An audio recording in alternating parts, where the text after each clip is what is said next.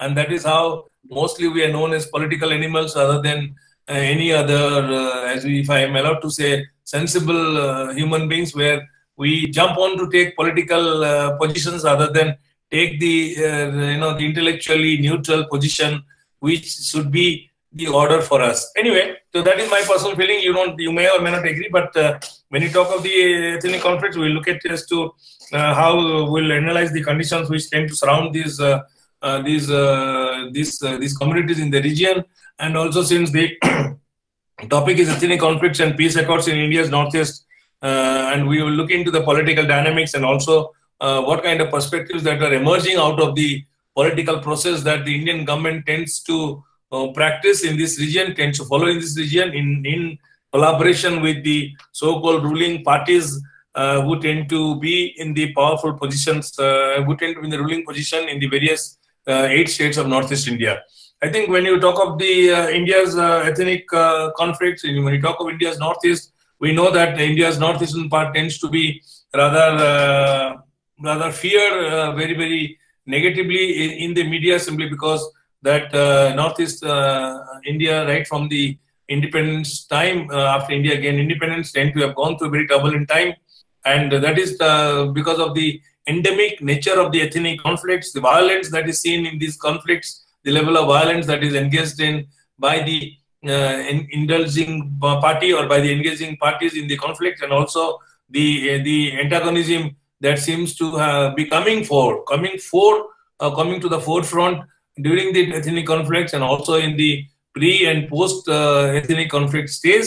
among the several tribes. I think the spate of ethnic conflicts, it is true that there have been ethnic conflicts in the northeastern part of India, and that's how we use the word endemic, simply because that the conflicts tend to have not reached their final end, and they seem to be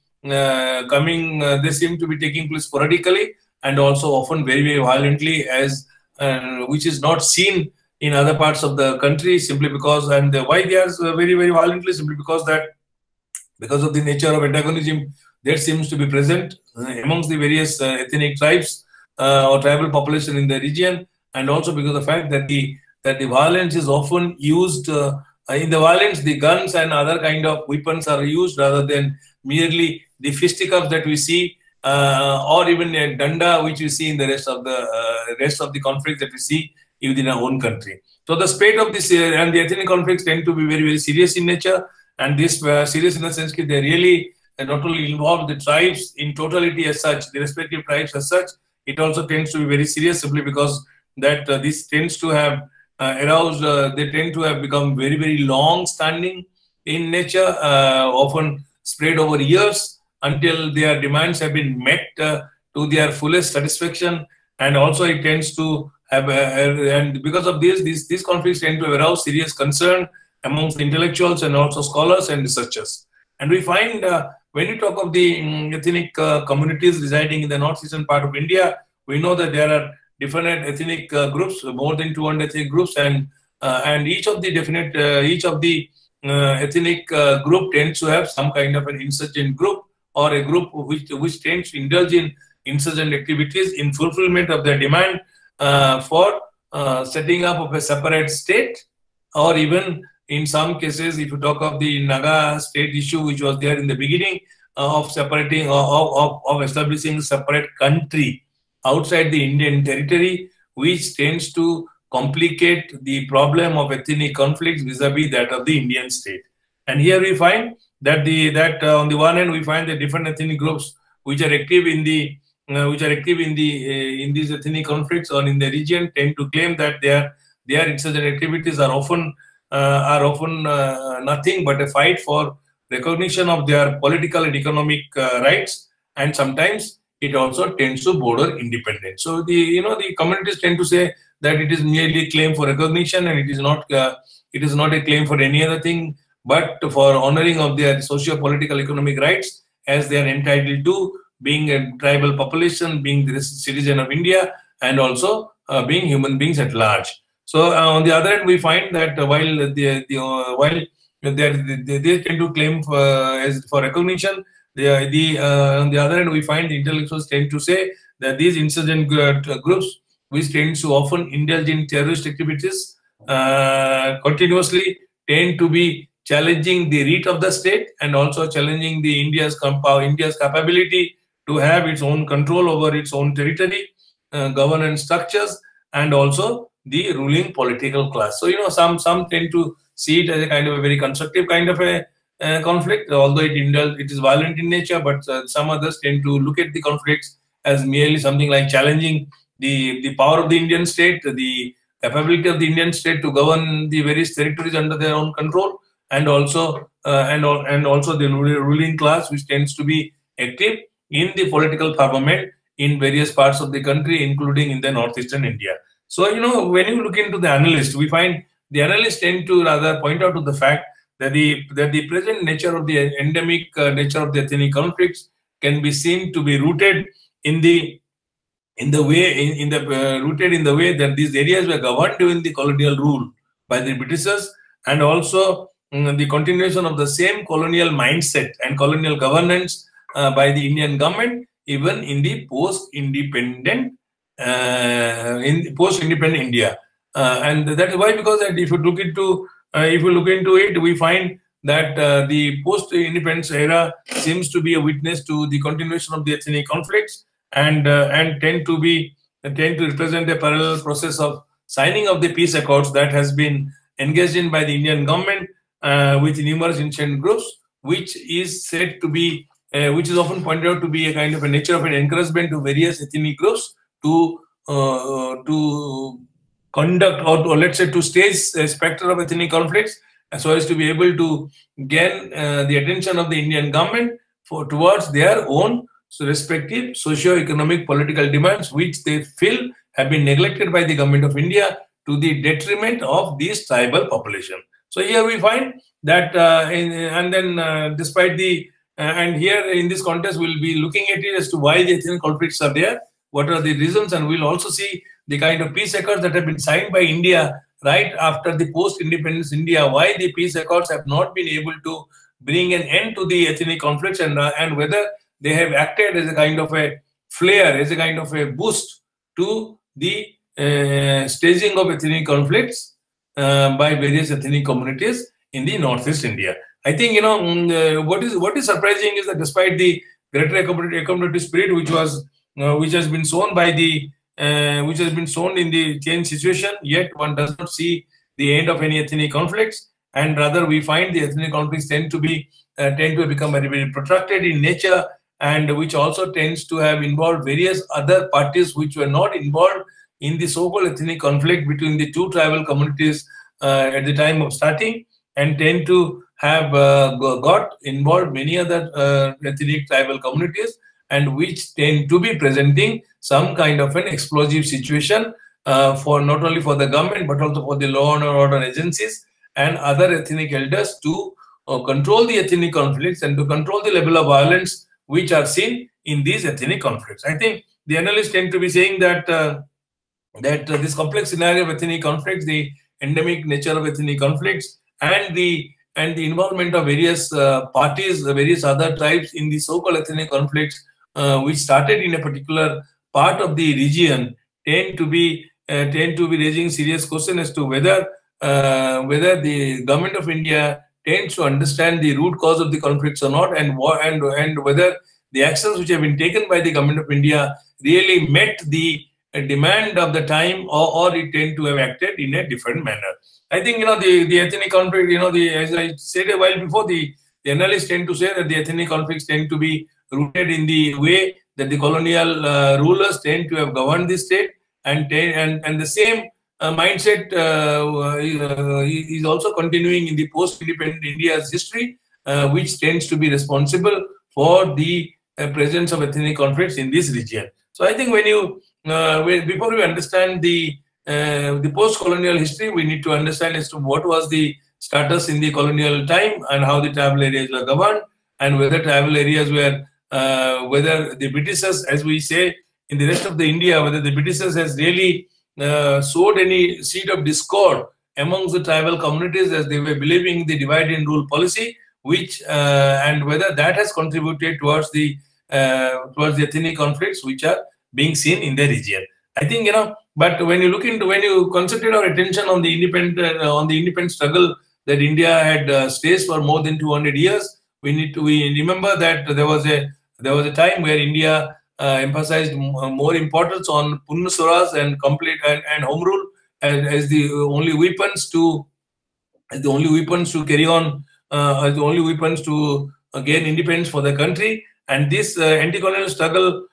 based on Pun Swaraj and self-rule or Swaraj or home rule movement, as we say, tend to have energized social forces which were otherwise latent in the India's social history, and tend to have brought to the fore the various kind of inhuman and also discriminatory practices which were being practiced in Indian society, like untouchability, various forms of discrimination, exploitative practices, which were perpetrated on women, children, and also people belonging to different castes in the Indian society. So these kind of practices which were latent in the Indian society came to the fore, where people came to understand their different social history, and tend to have resorted to exaggeration of their claims of being exploited by the other caste, and tend to have engaged in such kind of ethnic conflicts. And here we find that during the long years of the struggle, we find there was in the independent struggle a passionate urge also was seen amongst the Indian people, to demand and establish a kind of new India, which will be entirely based on social justice, which will be based on equality in the context of both society and polity. And this passionate urge tend to have got so much enshrined in the minds of the people that demand tends to have continued in the minds of the people in the post-independent India, which tends to have made them to lay their claim for treatment on the basis of equality and for social justice by the post-independent ruling class in our own country. And here we find that there was also during independent struggle, there was also increased realization among the concerned westernized social thinkers and intellectuals who were very active in the India's independence struggle, and also very active in the constitution of Hindi at the time of framing of the constitution of India. And they seem to have also this kind of realization that the post-independent India must be free from all kind of inhuman practices and exploitative practices which are being practiced within the Indian society, tend to have led the constitution makers to not only to enshrine those provisions in the India's constitution, and this has also been very clearly written in the preamble to Indian constitution, preamble to India's constitution, which tends to talk about as you say, promotion of equality and promotion of equality and justice to all manners of people by the Indian state. So here the demand for equality, which has been enshrined in the India's constitution, and tends to and demand for equality with other nations and races within our own society and polity, tend to have become one of the trigger point. I mean, it's a noble goal, but tend to have acted as a trigger point amongst the various ethnic communities to not only to demand their claim for equal treatment, but as often as can be seen, has led to the occurrence of ethnic conflicts which involve the Indian state and also other tribal communities. And we also need to remember that independence struggle was a struggle which reflected a tremendous amount of willpower and also courage on the part of the innocent Indians, who felt emboldened to fight the might of the British Empire. And we all know that how Gandhiji, with a simple stick, was able to bring about independence rather than engaging in any kind of serious violence against the British colonizers, and was able to get freedom for India. So this indomitable willpower and courage, which was seen in the context of the independence struggle, was also seen amongst the westernized social thinkers for revolution of political, economic, and social distinctions, and that became a kind of a paramount aim for the constitution makers and for the various other concerned intellectuals to usher into the new India. And we find that the attainment of independence tend to have also not brought about a rupture in this kind of a consciousness. So this consciousness of promoting civil social justice and equality amongst all vulnerable people, including the tribal population, tend to have remained a kind of a very, very sacrosanct goal for the Indian policymakers and also for the political leaders to realize it on behalf of the people, for the benefit of the people within the respective communities. So here we find, but then this personal urge to establish equality and social justice amongst all vulnerable people tend to have energized or tend to have encouraged every community within our own country to drive maximum gains by participation of the electoral politics. I think the democracy of India might be seen from one hand to be a kind of a noble goal, but on the other hand, we can see that this electoral politics, where we saw the first elections, tend to have become a kind of a hallmark for the various communities, because every community felt that only by participating in electoral politics, since democracy believes in the majority rule, they will be able to fulfill all their demands of their own communities, and they will not be neglected anymore by any other community, as was the case in the pre-independent India. So the electoral politics tend to have not only energized the so-called latent demands in the minds of the people, it has also tend to have created divisions in the society, and these divisions can also be seen have often come to the fore because of the practice of electoral politics, where the elections are held within a given time frame at the passage of a particular number of years, and that is how we find the electoral politics also tends to be very, very avidly practiced, purely in the quest for attainment of the needs and goals of the respective communities. I think, and we should also remember that the electoral politics, also as it is being practiced in India by the tribal communities, including the tribal communities, tends to have also posed serious challenges to stability and democracy. That is how, when we talk about the electoral politics in India, we find that when at the time of election, so much of violence is witnessed. I think the whole world never feels surprised, given the fact that the divisions which are in the Indian society tend to come to the fore during the time of elections, and hence we find the elections are often bloody, and they are often also full of violence. But nonetheless, here, when we talk of democracy, we need to understand that democracy, instead of uniting various communities, as it was seen during the independence struggle, rather tend to have widened the divide or the division that seems to be existing amongst the various communities within our own country. And when all the communities, including tribal communities, felt to take advantage of the electoral politics to participate in the elections for the fulfillment of their own demands, we find that these communities, when they joined the electoral politics, they found the space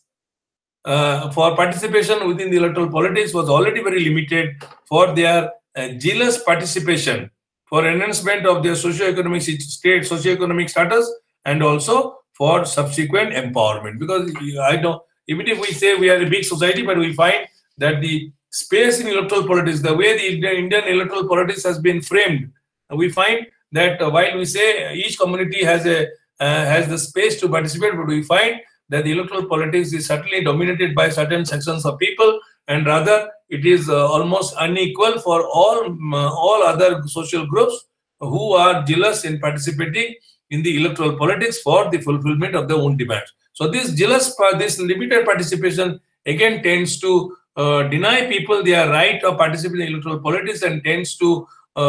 give to them a sense of neglect and a sense of deprivation, and which is again at the root of the conflicts or ethnic conflicts which we see in the context of the so-called northeastern India. And to promote this community interest, people often are seen to be falling on narrow and divisive factors,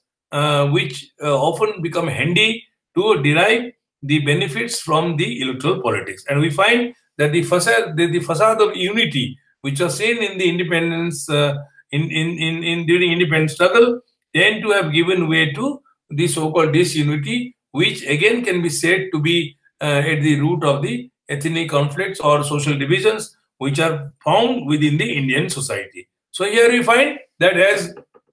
as in case of Indian politics, people often, the various social political leaders tend to find it very easy to exploit the divisions that seem to be existing amongst the various groups within the Indian society. Political leaders tend to have found it very easy, the factor of ethnicity, and has given ethnicity some kind of a preeminence for more favorable treatment of their respective historical groups. So here we find that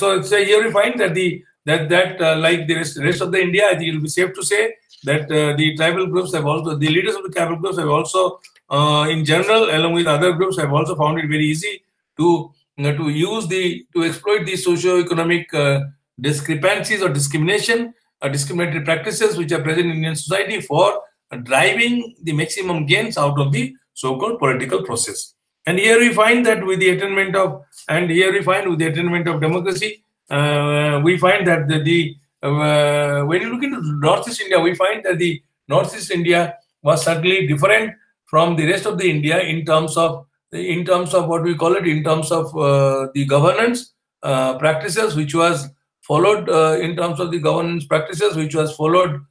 which was followed by the Britishers compared with the rest of the India. I think we remember that the northeastern India tends to have had a typical structure because of its remote location, and also because of its because of the fact that it was not only remote, it was also had a different kind of a location compared with the rest of the India. And we find that most of the areas in the northern India, you will remember that these seem to be almost filled up with forest, and also was often inaccessible.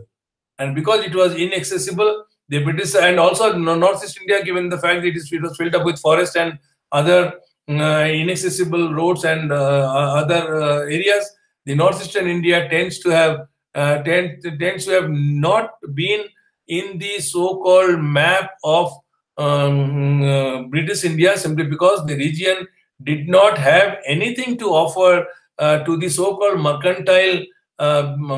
interests of the so-called British colonialists. By mercantile interests, we understand that the Britishers only went up to those areas or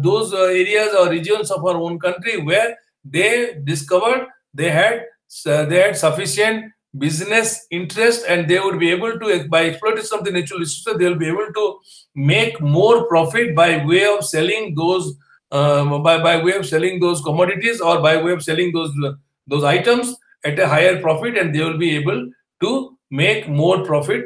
in the so-called due process. So here, because the fact the Northeast did not, and I think when you talk of Northeast India, while we have 8 states in the Northeast India, we find that the Britishers only came up to Assam and Meghalaya, simply because Assam, if you remember, Assam had tea to offer, and tea as a kind of a product tends to have had a wide demand in the rest of the world. And by engaging in tea plantation and by engaging in tea exports, the British merchants stood to gain a lot. And also they came to Meghalaya simply because Meghalaya, which was part of the former Assam, tends to have had, even now it has the coal and limestones which were of great commercial importance. And in other words, we also know that due to the cash crops that are there, the Britishers tend to have engaged in the spread of their capitalist practices of making more and more profit, and tend to have brought those areas under their direct British rule. In other words, when we talk about it, we remember the Northeast was not under the direct rule of the British colonialists. It was rather being governed by the Britishers through 2 kind of acts. One was the Excluded Area Act, and also the other was the Partially Excluded Areas Act. So that way we find that the Northeast India was not under the so-called area of under the British rule, and hence it had a difference. It had a different kind of a governance structure, which is unlike the rest of India colonial British structure, which was British governance structure, which is followed by the Britishers. In other words, we know the Northeast India tend to, by having been governed through Excluded Areas Act and also Partially Excluded Areas Act, one can see that the Northeast India had a kind of, as we say in our own discipline, didn't have full-scale capitalist penetration or full-scale spread of capitalism, and also there was a what do you call it? There is a incomplete state building process which was engaged in by the Britishers, by the British colonial rulers in the rest of the India. So by having been governed by these 2 typical acts, Partial Excluded Areas Act and Excluded Areas Act, we find that this area tend to have had a different kind of a traditional structure, which continued to be present compared with the rest of the India, even in the post-independent India's history. So here, the kind of statehood which came up in the context of the India's gain of independence, we could see that that the statehood tend to have appeared to the northeastern Indian tribal population as a kind of an alien idea, which tends to have got these people unaware, simply because while the elites of the tribal elites who were totally familiar with the British, with the Western Eurocentric idea of statehood, the ordinary tribal population were not familiar with the requirements of the so-called statehood, which was imposed upon India, or which was adopted by the India's ruling elites as the governance model for our own country. When we talk about it, we need to remember that the Westminster style of democracy was also not very familiar with the tribal population, and hence the tribal population felt very, very uncomfortable with the idea of Westminster style of democracy, and tends to have opted out for a different model of governance, which is in sharp difference with the so-called Westminster style of democracy, which is practiced in the rest of the country. So the idea of statehood that was adopted by the so-called ruling elites tend to have become almost an external imposition, but also was found incompatible with the demands of the effective governance, which was engaged in by the so-called post-independent India's ruling elite. And here we find while the state as an organization remained historically an alien entity to the people, in the northeast India, because it had a traditional governance structure, the personal ties which was shared within the tribal groups, among the tribal groups, by way of kinship, by way of kinship and long-term generalized reciprocities, tend to have made the state maintenance tend to have made the so-called Westminster style of democracy and the Eurocentric theory model of state tend to have made it very incompatible with the traditional value system, and the idea of statehood, which was cherished by the ruling elite of the tribal communities, tend to have not been liked by the so-called traditional tribal population. And here we find the ideology of anti-colonial nationalism that the elites espoused was while it was seen as a different to the British colonial rulers, the local population seemed to have remained away from this so-called idea of statehood. So secondly, we have to also remember, when we talk of the northeastern India, we need to remember that the hurriedness and the sense of eagerness with which the India's ruling elite tend to have opted for the Eurocentric model of state, and also for the so-called Westminster style of democracy, tend to have kept the local population, including the tribal groups, away from the so-called idea of statehood, and tend to have kept them alien and encourage them to develop a feeling of strangeness with the expectation of this, with the idea of the British statehood that India had opted for. I think, when you talk of Northeast India, we also have to remember that when you talk of the traditional allies, we need to remember that the Northeast India tends to be, as it's a traditional society being governed by the traditional structure, tends to be practicing a kind of a reciprocity, as I said a while before, based on kinship, tends to be known as neo-patrimonialism. The neo-patrimonialism is a concept which is seen, tends to be, what is that? Tends to be neo-patrimonialism, which is nothing but the maintenance of reciprocal relationships, which is typically and essentially of a personal kind between the leaders and the followers within the overall hierarchical structure of governance, tend to have been adopted, and which has given rise to the widening gap that existed in the context of the social values by use of short-term and short-term reciprocities between the leader and the ruler, and tend to have closed the long-term vision for the community to espouse in order to be able to live as citizens of Indian state. So whenever you talk of Northeast India, you will come to see the Northeast India seems to be almost different than the rest of India, simply because that it was governed by the traditional governance structures, which is what, if you talk of North India, we can still find that it is being still ruled by the village chiefs, and the governance model is certainly same. While the rest of India may have Panchayati Raj system, North India seems to be having a traditional system of governance based on the village system, which tend to have different kind of political functionaries than that we find in the rest of the India. So here we find the last few decades, we find that the northeastern India tend to have experienced a difficult time because of these ethnic conflicts, and further during the colonial administration, the further delimitation, the arbitrary delimitation and partitioning the areas which were inhabited by different tribes as a result of imperialism and colonial policies adopted by the British has aggravated the feeling of strangeness or separateness amongst the tribal population, simply because that people, as we know, people living in a particular area tend to have got separated by this recent delimitation and creation of new states, which tend to have complicated the problem in the region. So these are the reasons we could see that these are primarily responsible for the ethnic conflicts, and these reasons seem to be continuing. As we said, continuation of the erstwhile colonial mindset tends to be responsible for the continuation and endemicness of the conflicts, and tend to have in no way contributed towards the resolution of the ethnic differences and discrimination that seem to be existing amongst the various tribal communities in the region, and also between the tribal communities and also the India's ruling class, which tends to be ruling the central government, ruling the government at the center in the post-independent India. So here we find that because of the fact that the elites also came to determine the ruling practices in the so-called North India, we find there seems to be also a gap between the so-called northeastern tribal elites and also the so-called ordinary population of the northeastern tribal societies. So, but then we find that while the conflicts have become endemic, we also see that the government also, in order to be able to control the conflicts, tend to have also taken certain steps, howsoever limited, however unproductive, howsoever piecemeal, tend to have also engaged in certain kind of measures in order to control the conflicts. I think here we find that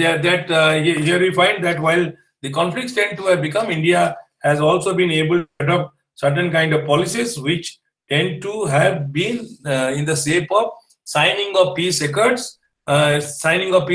the government of India with these various tribal insurgent group which are engaged in these ethnic conflicts with the vis-a-vis that of the Indian state. So here over the years we can see that there have been several attempts which have been made to sign peace accord, and here we find that these peace accords tend to have become rather not very productive, simply because the peace accords have not been signed in the proper sense of the term. In other words, over the years we find that several attempts have been made by the government to sign peace accords with the involved parties, that is the insurgent groups, state government, union government, to bring this raging ethnic conflict to an end. It is interesting to note that the first ever peace accord, I think you must have remembered that the first ever conflict which took place between the Indian government and the tribal group was that of the Naga conflict. I think the Naga conflict is one of the most endemic, long-term, so to say, durable ethnic conflict which has happened in the case of India's post-independent history right up to recent times. I think these peace accords, as I said, after the independence, for the first time, it's interesting to note that in 1949, the first ever peace accord was signed between 1949 to 2005, we find, and now you can add almost 15 peace accords have been signed between the Indian government and that of the tribal ethnic group. So here we find that the peace accords have been used as some kind of an instrument to control the conflicts which are rising in the northeastern India, and also to bring the region to a path of growth and prosperity through the efforts of the government of India. But nonetheless, we find that although government of India has entered subsequently into some peace accords with the Bodo People Organization, and with the ABSU, All India Bodo Students Union, with the Karbi Anglong Incident Group of Assam, that is known as United People's Democratic Solidarity. We find that these peace accords tend to, although they tend to become numerous, yet we can see that these peace accords tend to have probably had limited effect or no effects as far as resolution of ethnic differences or ethnic conflicts are concerned in the region. So here we find, as per the, and we know that often these accords have been claimed. I think you must have read about Bodo Accord, which was signed in the presence of L.K. Advani, and also before L.K. Advani, when the MOU with the Karbi Anglong Insurgent Group, United People's Democratic Party, Solidarity Party was signed in 2011. We find Mr. Chidambaram, the then Home Minister, tend to have called the signing of the pact as historic. Why I'm saying it? Because often the peace accords which are entered to by these people tend to be called historic, but when we evaluate, we'll see it in the subsequent part of the presentation that these claims are probably not held any weight in comparison to the claim that has been made at the time of signing of the accord. So when Mr. Chidambaram called the signing of the peace accord as historic, he highlighted, and the political leadership has also highlighted the government's willingness or readiness to enter into any dialogue with any group that shuns violence and puts its demands within the framework of Indian Constitution, and tend to have urged all groups to give it up and come forward to find a peaceful solution of the problems. Yet we find that these accords tend to have had no value. And when we talk about it further, we find that this kind of accords, when we say more than 15 accords have been signed by the groups, we find that these accords tend to have been signed with the Naga insurgent groups, with the Bodo insurgent groups, as you had said, with the All India Bodo Students Union, and we also found that this has been signed by the All India, by the Karbi Anglong United People Democratic Solidarity Group. We find that yet these peace accords tend to have had no solution. It's only because that probably one of the argument that is offered is that although the peace accords have been signed with the kind of alertness that is exhibited during the signing of the accord, or even in the period before any accord is entered into, we find that subsequently this kind of enthusiasm shown by the Indian political elites probably have not been able to hold that enthusiasm in the right spirit, and tend to have used these peace accords probably for their own political gains rather than for any kind of a permanent gain for the Indian for India or for the Indian society. And here we find that we also see that the government of India tend to be it has been alleged by the various groups that the government of India tend to be entering into accords simply because simply to have some kind of a publicity hunch, or some kind of a publicity deal, and tend to be falling short of the real expectation which are often expressed by the tribal community. And we find that and often it is also been seen that although these accords are supposed to be milestones for the purpose of stopping the violence and for ending the long-term violence that is taking place, which resulted in the signing of the Mizo Accord, yet we find that these accords which have not had any enduring value. Why so? Because that we find that in the case of Northeast India, we find the very peace accords which have been signed tend to be often not very inclusive of the various groups which are indulged in conflict. It seems some kind of a divide and rule policy is probably pursued in the signing of the accord, which tends to exclude certain other groups which could have been included in the signing of the accord, and their exclusion from the peace accord tend to have complicated the peace accord, and tend to have denied the real benefit which could have come out of the peace accord signed between the government of India and also that of the tribal groups. I think here not only the accords have not been inclusive, there is also a danger that any provision which has been agreed to in the accord later on has not stood firm to its objectives, and has rather run contradictory to the interests of ethnic groups in the neighborhood. And hence the accords signed do often run the risk of not including provisions for settlement of core issues, or contain provisions which are merely superficial, as it is inserted with the intention of using the language as a cloak and so as not to enrage other ethnic groups who might stand in opposition to various provisions of peace accord, thereby which it threatens the implementation of the peace accord. In other words, we have often seen that the way the accords are written in British English tend to be often not very clear or unintelligible to the so-called not so highly educated tribal groups who tend to become party to the so-called peace accords. The language is such that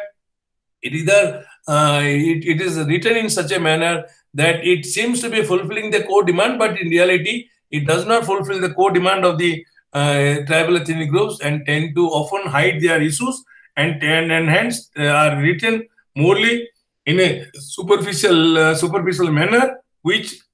threatens the implementation process of the peace accord. I think you have seen that while India has signed the Assam Accord with the Assamese, with the ASU, but yet we find the Section 6, which is there, tends to have become unimplementable. And also we find that various provisions of the peace accords also tend to not get implemented by the government of India in the right earnest immediately after the accord is signed, but rather they are often played up or implemented in a later date, which tends to become a source of irritation to the tribal group, and which again forces the tribal ethnic groups to go back into the age-old process of ethnic conflicts with the Indian government rather than come forward with any solution. So as is well known, we know that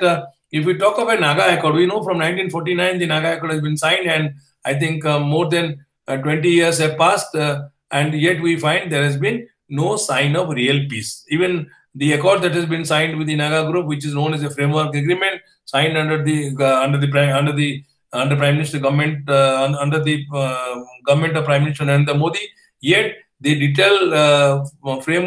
clauses of the framework agreement has not been made public, and hence the so-called framework agreement tend to have remained unimplementable, and nobody seems to be either interested, not knowing as to how the government of India is trying to tackle the Naga ethnic conflict, or despite the fact that there is a Naga Accord in place. I think when you talk of these accords, we find that these accords tend to be talking of the same thing, but rather we find that the accords seem to be not promising anything substantial. The other thing is that the government of India often, as an attempt to solve the ethnic conflicts, tend to appoint an interlocutor, but that appointment of an interlocutor tends to be rather not considered by the people as a kind of any substantive measure. So,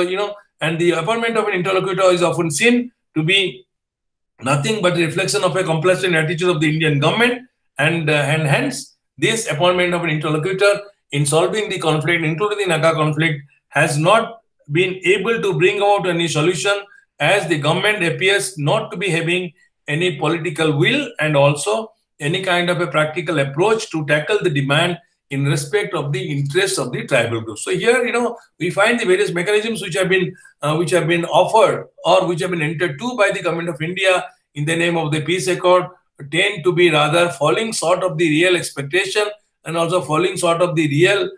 measure of solution. And they tend to be more often in the nature of some kind of a surface interest, which tends to complicate the ethnic situation or the conflict situation in the region, and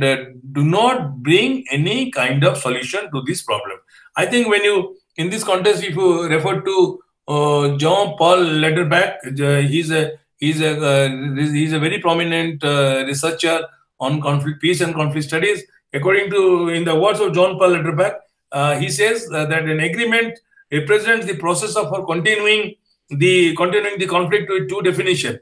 For continuing the conflict, two definition with the new definition. He said it is true that these accords which have been signed in case of many groups tend to have been piecemeal, and also have left the important stakeholders out of the realm of accords, and hence these arrangements have proved to be impermanent and also tend to undercut each other. I think Jean-Paul Lederbach is very clear that an accord which is signed by any two groups will have to be inclusive, and they also not have to be peaceful, they have to be wholesome, and these accords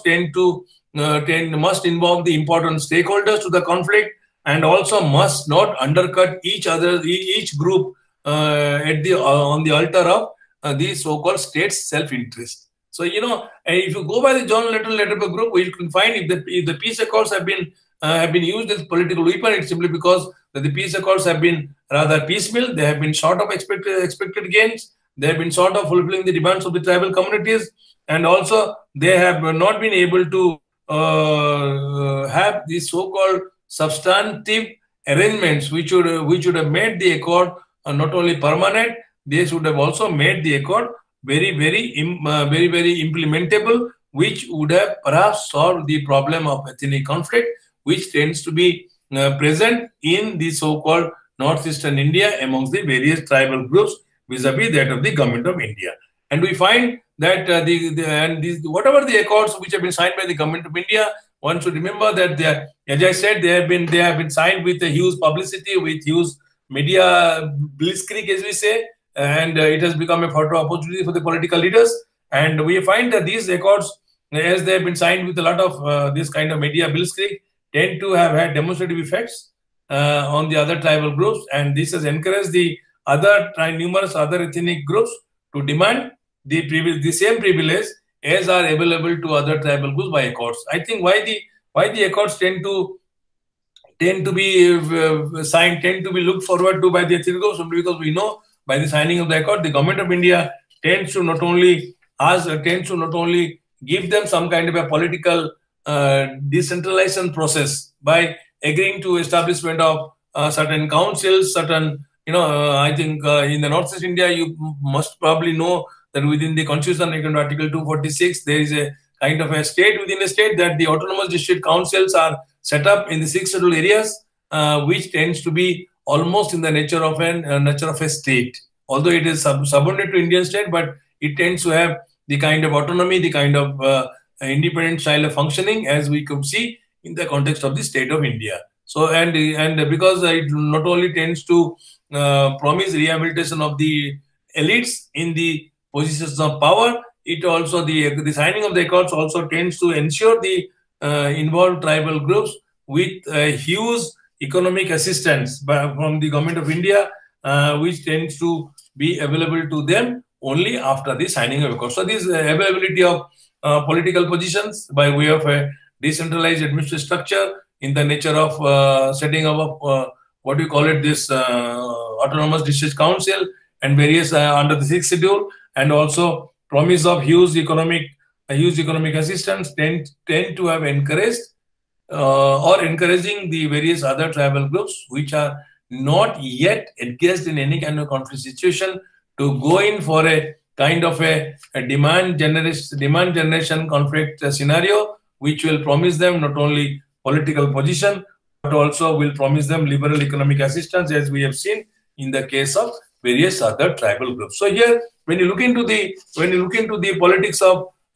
peace accords, we find that the peace accords which have been signed by the various groups, by the government of India, tend to be in the nature of some kind of a political weapon which tends to promise easy gains to the tribal elites which are involved in conflict, rather than aimed at removing the difficulties which the tribal population tends to face in the nature of socio-economic discrimination and inequality vis-a-vis the other tribal groups who are residing in their own vicinity, and also vis-a-vis the rest of India. I think when you look into the poverty groups, poverty figures, you'll probably see that Northeast India also shows a high level of poverty amongst the tribal population in the remote areas than what we normally imagine from our capital city or from,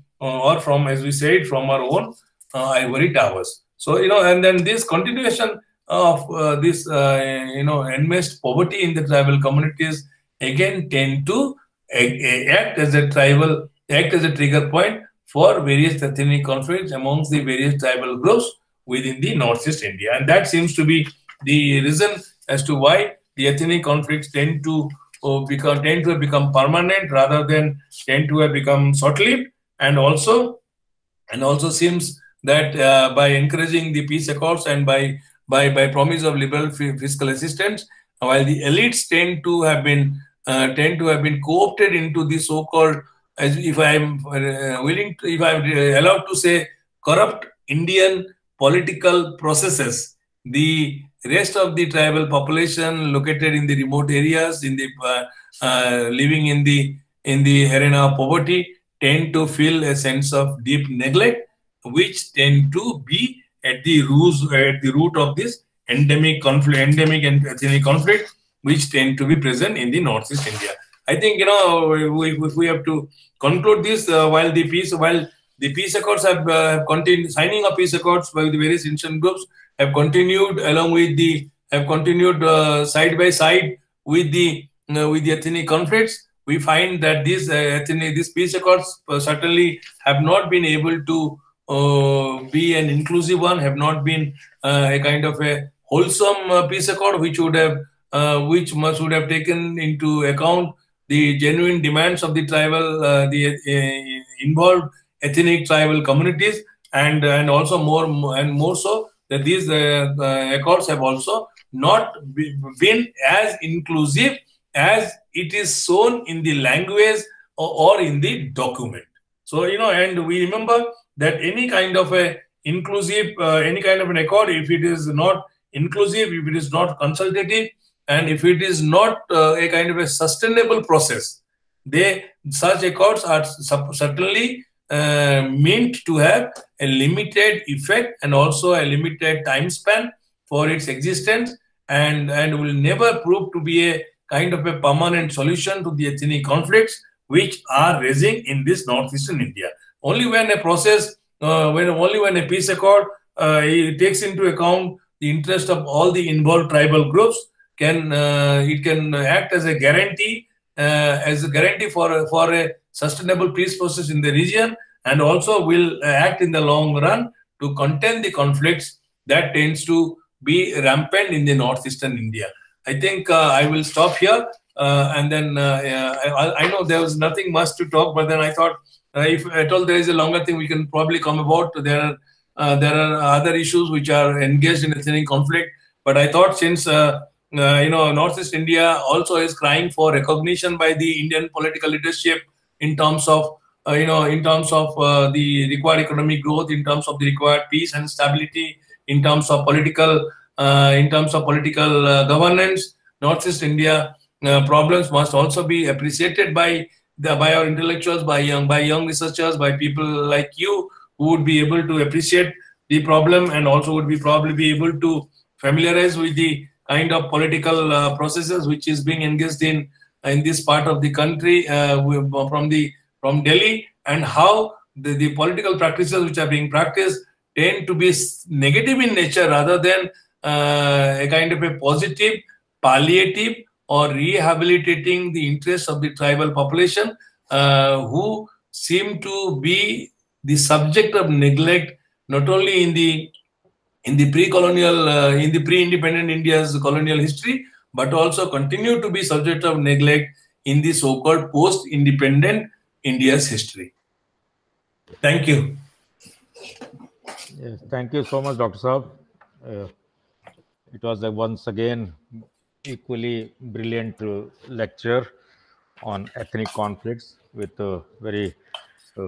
apt analysis of situation prevailing in northeastern part of India. So, participants, you people heard Professor Dr. Biswajit Mahapatra on this very important theme, isn't it? Now the floor stands opened for interventions on part of the participants, right? Some important observations, some remarks, some pointed questions. So over to all the participants for question answer session, please. So thank you so much, sir, for such an exhaustive lecture. Please have some water, and then please we continue with the question answer session, sir. Thank you, sir. I'm here, sir. Yes, participants, please go ahead.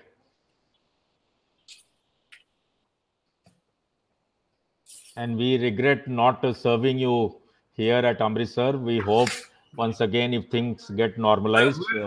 So we will also host you here, because we are also waiting for time to be normal, so that the traveling is restored. Sir, it has been some time you have not traveled to this holy city of Amritsar. We'll also invite you here. We'll also go to Holy City. We'll also invite you to the Scotland of the East, that is Meghalaya, Shillong. Sure, sir. Yes, participants, please go ahead. Yes, sir. May I ask a question? Please. Good afternoon, sir. Good afternoon. Sir, it was very knowledgeable lecture. As you know, mainland India, I'm from Rajasthan. We have very less, like knowing the northeast beautiful part of this country. Now the question is that the kind of political scenario going in India, where we are having like more gated or more kind of division in society, be it on religious line or many sectorial line or caste line. So the mainland is also showing so many fault lines. Yes. And in that sense, what kind of future you predict for integrating the northeast with the mainland? Because my fear is that given this political scenario and trends, if it continues, it is actually dividing political ideology, North India versus South India, and then Northeast is so much of like differently, discriminately treated. So what kind of future you visualize, and what is the hope, how it can be changed? Thank you, sir. It is a very interesting question, but I think we have to remember that the whole question is related to Indian politics. I think during the lecture we used that word which we have been using in the discipline, that even in the post-independent India, the hopes and aspirations of the people do not find adequate place in the planning process of the country, simply because that the kind of discriminatory practices which was followed by the Britishers during the colonial rule tend to have continued into our own Indian politics. And we also remember that, as I said, the state, I used the word during our lecture that it's a Eurocentric concept of statehood, because the statehood seems to be an alien concept to each of the Indian. Even if we are educated, we have studied political science, or we have read about it in newspaper, but we still do not genuinely identify with the Indian state, simply because the Indian state, given the fact that it's a Eurocentric thing, it was an answer to the European demands, but because of our own elites' hurriedness to acquire power at the time of transfer of power to the Britishers, they only opted for this Eurocentric model of state, and also the British Westminster style of democracy. And where until and unless the democratic system of governance is totally decentralized, and each one of the Indian, irrespective of the group that they belong to the class, to the region that they belong to, is made to fill part and parcel of the democratic style of functioning of the Indian state, the conflicts will continue to be there. And and if you think what is the solution is that we probably would have to Indianize our own Indian state, and where there has to be, I think if you remember that how the Indian Constitution is described, described as a marvel piece of document which is written by the lawyers and not by the common people. And if you ever think that what do? Lawyers take enormous pleasure in couching the words with the so-called style and grammar of English, which often do not reflect the real objective or real meaning of the term that the term should mean in the context of our own people. So instead of going for this kind of a what you call garrulous way of presenting things and twisted way of presenting the problem, we should rather be very simple and try to reflect on our own existing geopolitical situation, or say political economic situation present in the country, and must also have to go in for a totally reformed and a transformative process. I think we know the transformation has been brought to a mind by Modi government, but there also we see that Niti Aayog, which has replaced Planning Commission, is doing nothing else rather than trying to copy merely the so-called Western ideas into our own society, which is again responsible for the widening divide between the rich and the poor. Today, when you go to the market, we still find that how the common items of necessity to people like roti, kapda, and makan, they are still far away from the reach of the common Indian people. And that is only because that the capitalist practices which are being encouraged by the present day government and also by our own so-called Western educated intellectuals tend to be at the root of increased sense of alienation of the Indian people from the Indian state, which tends to make them feel very much disgruntled and also tends to keep them away from being genuinely associating with our own Indian democracy. I think we also tend to remember, I think in this on this occasion, it will be important to recollect what Dr. Ambedkar said about democracy. Dr. Ambedkar said, to quote him, that, and Dr. Ambedkar had traveled to London, he had studied in UK, he had also, I think, one of the best mind that you see in the context of the writing of the Indian Constitution. If you find Indian Constitution has become a marvelous document simply because of the wisdom and sagacity of Ambedkar and his level of tolerance and wisdom that we see. And to quote Ambedkar, Ambedkar said, Ambedkar was not in favor of the adoption of Westminster style of democracy. To quote him, he said, democracy is nothing but a top dressing on the Indian society which tends to remain essentially undemocratic. And when the Indian society is not reformed to the desired extent, this kind of a democracy, even when we go to the pulpit and praise about the benefit of democracy, is not going to work, simply because that democracy is not an answer to the problems which are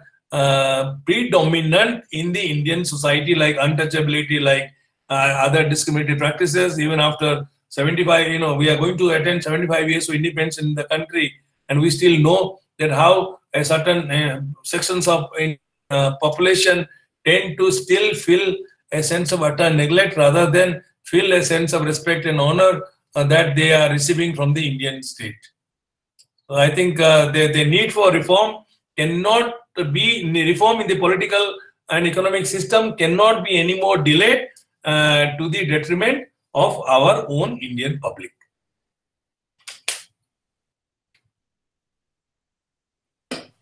I hope, Ladu, I answered your question, I hope. Yes, though protocol does not demand course coordinator to have interventions when resource person has already spoken. But sir, as just for my curiosity's sake, you have first-hand information in that part, what has been going on in this part of the country. This recent strife on part of Assamese government and Mizoram government. Sir, am I audible, sir? Yeah, audible. Very much audible. Yeah. Very much audible. New law and order situation, two states, their law and order machinery coming, facing each other. Yeah, now I think it's getting clear, not very clear. Network problem, eh? I think due to network. Yeah, sir's network problem is there. Sir has frozen. I think he want to ask about this current. Current dispute. Dispute. Shamsher Singh ji थोड़ा देखिए राजेश साहब का कुछ है क्या net problem हो रहा है? Right, sir. I just talked to sir, and so if any other participant has any query or any observation about the lecture, then please you may ask. Yes, sir. Thank you, sir. Thank you so much. I would like to share my observation, as you have rightly pointed out, that perhaps there are big gaps as far as understanding and perception is concerned between the people of Northeast and the other part of India, which is usually called mainland. Sir, I think, or I must admit that few years ago I happened to read a book because I was interested in Irom Sharmila, the prominent activist, and she had been released just recently at that time. So this book was about her, and though it was about her, it was also about the ancient glory of Manipur state and there were number of facts which reading which the student of history in me, or the student of political science in me, or the student who is interested in sociology in me was simply in awe. When I came to know that in Manipur they had unbroken dynasty ruling since from I think 33 AD to 1891. This was mind-blowing fact. And then their folklores, that it was a female goddess who had even created God, and then man, and then tiger. The feminist in me, it was quite satisfying experience that in India we had a folklore like that. And then when I came to know about their political tradition, that since even till 1933, the women of Manipur, if they wore a particular kind colored dupatta or something, and they are there on street, I think it was because some years have passed, it is perhaps pink color, that simply symbolizes that they are not happy with the decision of the king, and that decision may be as simple as the rate of food grain or hanging of a people. And if women were on road and showing their unhappiness about the decision, king was bound to take it back. And that simply shows the respect for the wishes of the people. And I think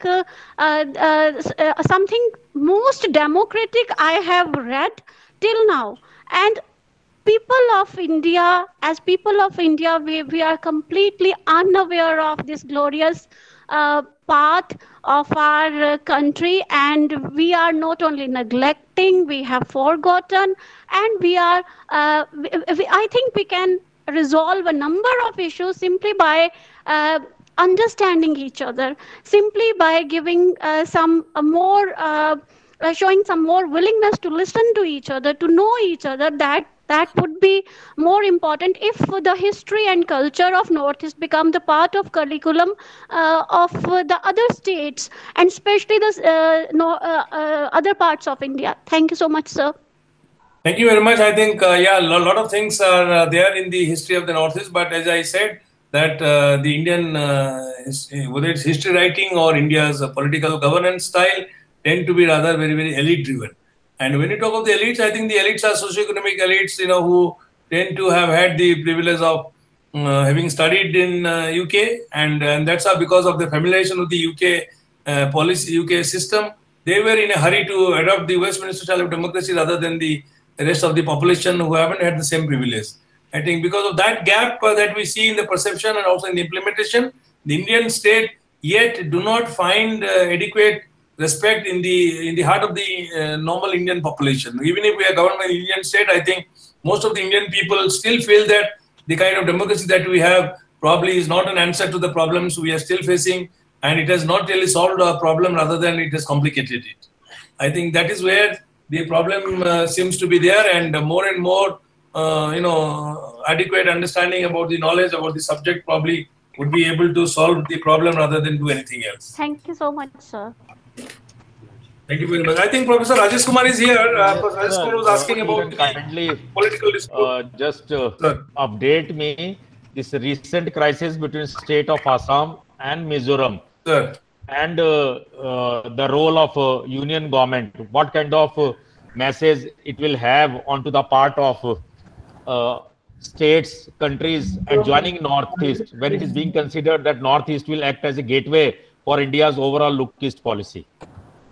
Sir, I think, this is a very interesting one, but then, we all understand that when we're talking about the carving of independent states from within the Northeast India, I think, when we read the India's history, we found that Assam happened to be the core region which got set up along with Myanmar, and subsequent carving of the state has been, although the state under the India's constitution is set up is constituted by the Indian Parliament, the border of the in the state's territory decided in the Indian Parliament, he seemed to have overlooked the very fact that communities staying in one particular place have been separated. Even one single community has been separated by the what we call it arbitrary delimitation of the state's boundary, new state's boundary, which tends to be at the root of the such interstate disputes. I think interstate border dispute tends to be very, very common in the country. In the northeastern part,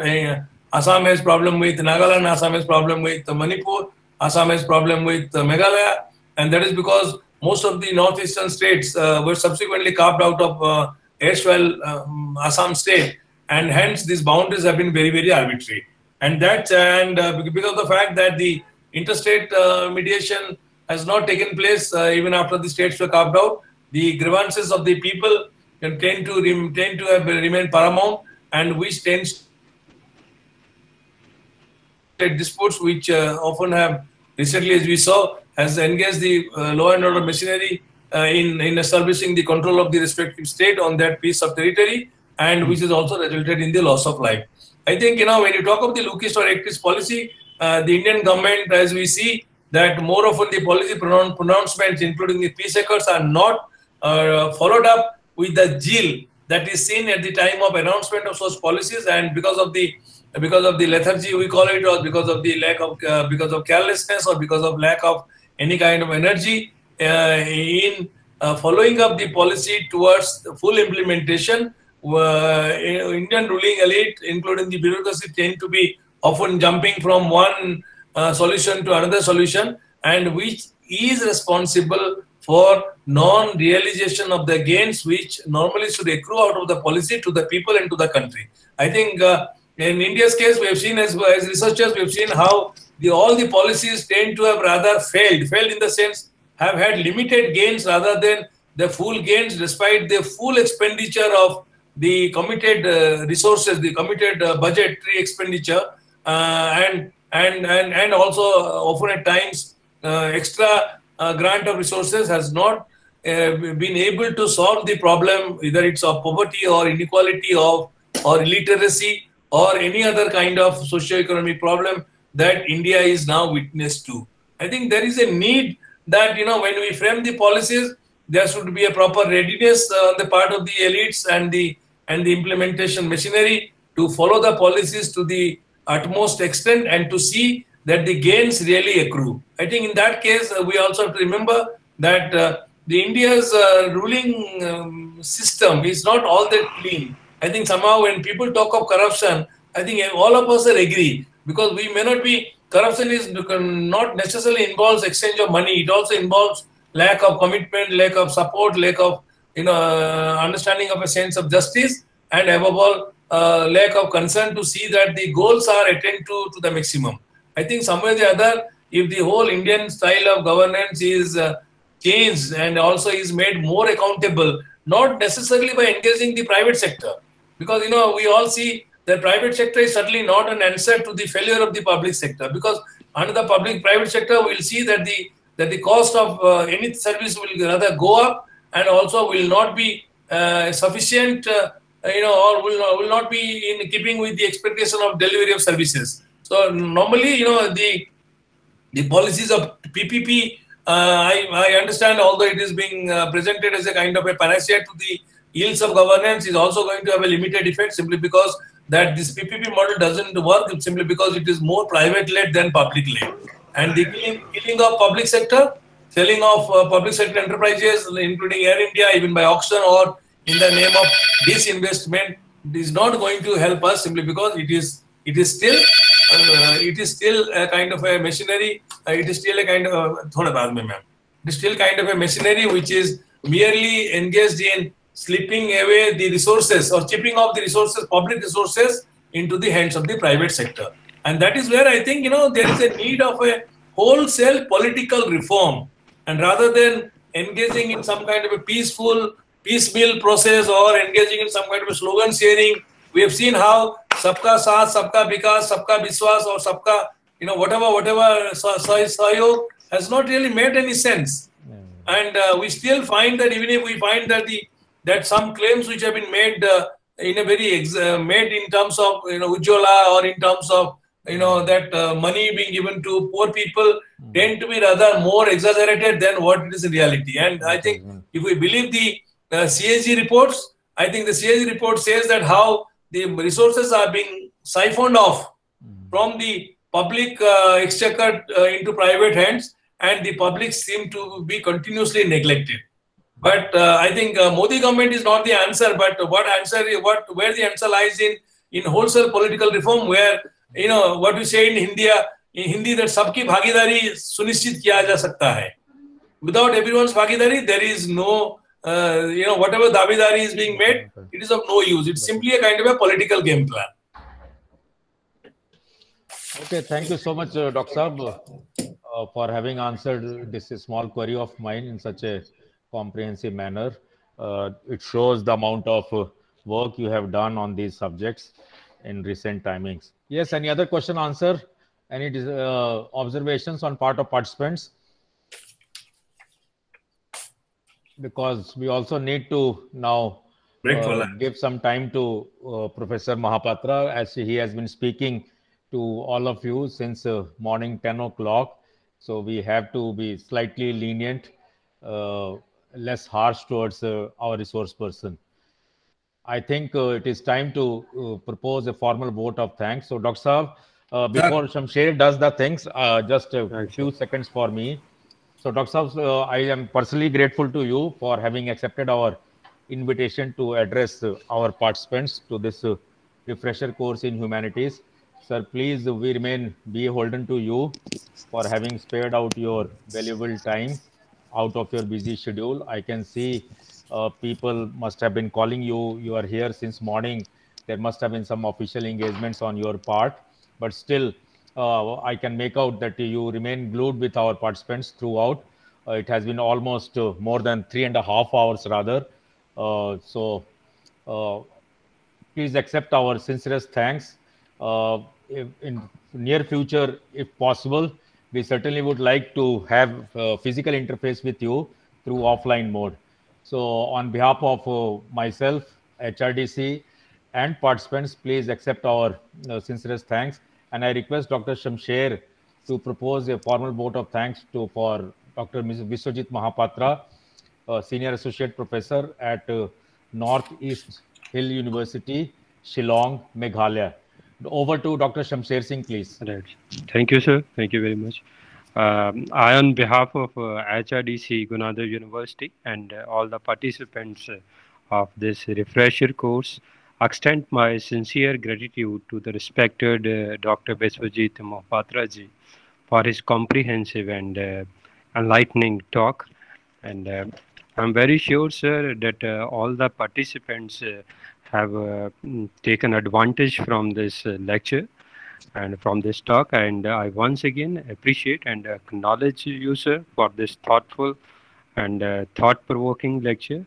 Thank you, sir, from the bottom of our heart. Thank you very much, sir. I must thank Dr. Professor Rajesh Kumar, who remains a friend of mine, for taking all the painful activities of engaging the resource persons and participants in the refresher course. Sir, I look forward to your more involvement in the future. And yes, sir. And our apologies, we could not serve you neither water nor tea or any other refreshment. So thank you, sir. Thank you, sir. God bless you, sir. So whenever we meet, sir, we'll have all these things together. Please, sir. Thank you, sir. God bless you, sir. Thank you so much, sir. Thank you, sir. Okay, sir. Bye-bye. Bye-bye. So, dear participants, now it is almost 1:30, right? It's time for lunch break. I think you people have already been informed that 1:30 or that is 2:30 onwards, we are going to be joined by another resource person. Once again from Jawaharlal Nehru University School of International Studies, Professor Sanjay Bhardwaj, right? Who is to do the reporting for Professor Sanjay Bhardwaj, please? Shamsher ji, एक और reporter कौन सी आज वास्ते? Yes, sir. Myself, Ritu. Dr. Ritu, please. So, Dr. Ritu, I hope you will be around 2 o'clock onwards. Yes. We will carry out a small review of committee functioning, etc. And immediately we'll be joined by another prominent speaker from Jawaharlal Nehru University, New Delhi, isn't it? So yes. Hopefully you will pay attention and